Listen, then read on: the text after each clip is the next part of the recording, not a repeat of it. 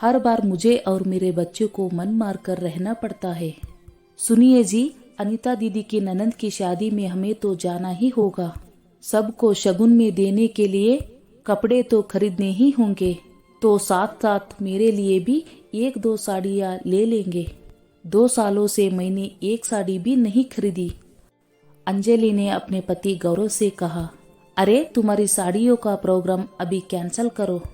आने जाने की टिकट और उपहार में ही काफी खर्च हो जाएगा। अभी 2 महीने बाद हमारी शादी की सालगिरह तो आने वाले हैं, तब तुम अपनी पसंद की साड़ी ले लेना, गौरव ने कहा। गौरव जी, शायद आप भूल गए, 2 महीने के बाद छोटी ननंद अंजू दीदी के नए घर की गृह प्रवेश की पूजा है। तब वहां भी हम खाली हाथ तो जाएंगे नहीं, अच्छा सा उपहार तो देना ही होगा। तब आप हर बार की तरह मुझे ही समझाने को कहेंगे। हर बार मुझे और मेरे बच्चों को मन मार कर रहना पड़ता है। हर बार की तरह अपनी सहेली कविता से मांग मांग कर साड़ी पहननी पड़ेगी।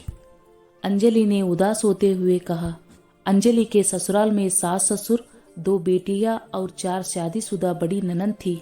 गौरव परिवार का एकमात्र बेटा था। चारों बहनें उससे बड़ी थी। छोटी उम्र में ही उसके ऊपर परिवार की जिम्मेदारी आ गई थी। गौरव के माता पिता हमेशा से बेटे की चाह रखते थे, लेकिन हो गई 4 बेटियां। उनके जीवन की एकमात्र इच्छा बेटे का चेहरा देखना ही था, चाहे वो बच्चों की परवरिश ठीक से कर पाए या नहीं। 4 बेटियों के पैदा होने के बाद जब गौरव पैदा हुआ, तब तक उसके माता पिता पहले से भी ज्यादा आर्थिक रूप से कमजोर हो चुके थे। उनके पिता बेटा पैदा होने की ठीक से खुशी भी ना मना पाए, क्योंकि तब तक उनके सामने बड़ी 2 बेटियों की शादी की जिम्मेदारी आ गई थी। अब बेटियों को सरकारी स्कूल से 12वीं तक पढ़ाया गया। ना चाहते हुए भी गौरव की पढ़ाई भी सरकारी स्कूल से ही की गई। देखो बेटा, अब तुम 16 वर्ष के हो गए हो, तो तुमको जहाँ जो काम मिले वो करते चलो, क्योंकि तुम्हारी बड़ी बहनों की शादी में लिया कर्ज हम अब तक चुका नहीं पाए और एक बहन की शादी अभी बाकी है, उनके पिता भरत जी ने कहा, जो एक जमींदार के मुनीम थे। गौरव ने अपने पिता की परिस्थिति समझी और किराने के दुकान में और फैक्ट्री में और ना जाने कहां कहां काम करने लगा। साथ साथ में अपनी पढ़ाई भी जारी रखी। गौरव अपने पिता की जिम्मेदारी उठा रहा था। उसके पिता ने बेटे की चाह में एक के बाद एक तो संतान तो पैदा कर दी, लेकिन उनका पालन पोषण सही से नहीं किया और अपनी जिम्मेदारियों को अपने बेटे के कंधों पर डालकर चिंता मुक्त हो गए। पिता का लिया कर्ज बेटा चुका रहा था और अपने बेटे होने की कीमत चुका रहा था। 4 बेटियों की शादी के बाद गौरव की शादी गांव की सीधी सादी संस्कारी अंजलि से होती है। ससुराल आते ही उसके ऊपर पहले दिन से ही घर की सारी जिम्मेदारी आ गई, क्योंकि तब तक गौरव की मां शारीरिक रूप से काम करने में असमर्थ हो चुकी थी। अंजलि को भी जिंदगी जीने का मौका ही नहीं मिला। उसके हिस्से आया तो बस हर चीज में मन को मारना, बीमार सास ससुर की सेवा और शादीशुदा ननंदों के प्रति फर्ज निभाना। कभी किसी बहन के यहाँ शादी का प्रसंग रहता तो किसी बहन के यहाँ दुकान मकान का उद्घाटन, किसी बहन के यहाँ तबीयत देखने जाना होता तो किसी बहन के यहाँ पूजा पाठ में शामिल होने जाना पड़ता। इकलौता भाई होने के कारण सभी रीति रिवाज गौरव अंजलि को ही निभाने होते। गौरव साधारण सी नौकरी में छोटी सी उम्र से फर्ज निभाते निभाते काफी चिड़चिड़ा हो गया था। उसका बस अपनी पत्नी पर ही चलता, अपनी पत्नी को ही हर चीज में हाथ पीछे करने को कहता। अपने माता पिता 4 बहनों का करते करते उसकी जिम्मेदारियों के लिस्ट में उसकी 2 बेटियां भी शामिल हो गई। वो चाहते हुए भी अपनी बेटियों को अच्छी सुविधा नहीं दे पा रहा था। अपनी पति की आर्थिक मदद करने के अंजलि जॉब करने को भी तैयार थी, पर उसके पति ने उसे मना कर दिया कि तुम बाहर जाओगी तो घर, बच्चे, सास ससुर को कौन संभालेगा। ऐसी परिस्थिति में भी गौरव की माता पिता पोते की चाह लिए बैठे थे। बार बार अंजलि से एक बार फिर से माँ बनने को कहते, ताकि उन्हें इस घर का वारिस, उनके वंश को आगे बढ़ाने वाला पोता मिल सके।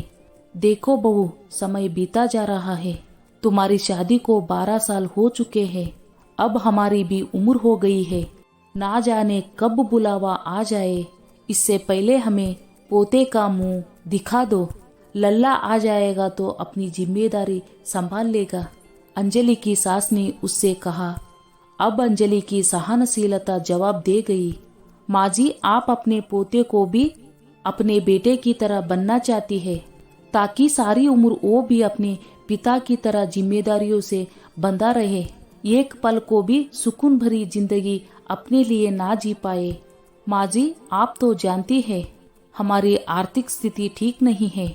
ऐसे में क्या हम बच्चों को अच्छी परवरिश दे पाएंगे? दोनों बेटियों को तो चाह कर भी अच्छी सुविधा नहीं दे पा रहे हैं, ना अच्छे स्कूल में एडमिशन कर पा रहे हैं।